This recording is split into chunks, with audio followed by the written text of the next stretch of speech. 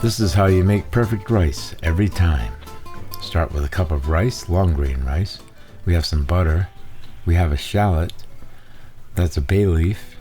And 1 chicken bouillon cube that we want to dissolve in 1 3/4 cups of water. Put that in the microwave.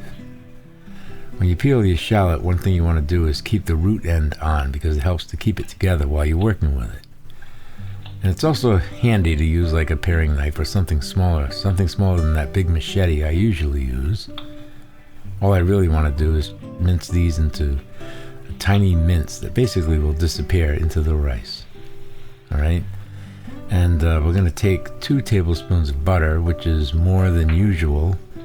In fact, you could go even higher than that, but I want this to be very buttery, so I'm using 2 tablespoons.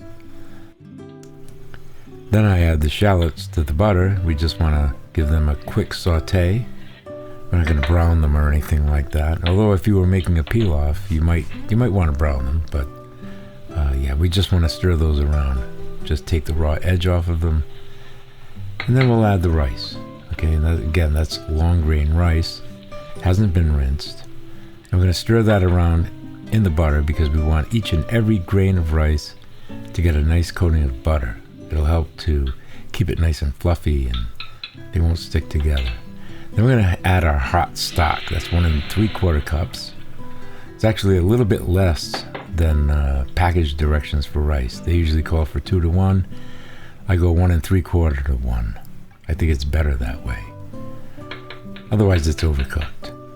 Now once that comes up to a simmer, lower your heat and put the cover on.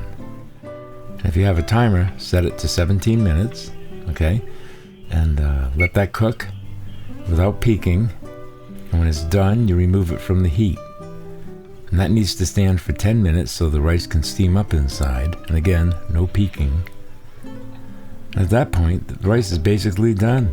Alright, you're going to pull out that bay leaf if you used one, because nobody wants to eat that. And fluff it up with a fork. That's it. Now, do you see how the grains of rice are just like not sticking to each other? That's the beauty of doing it this way.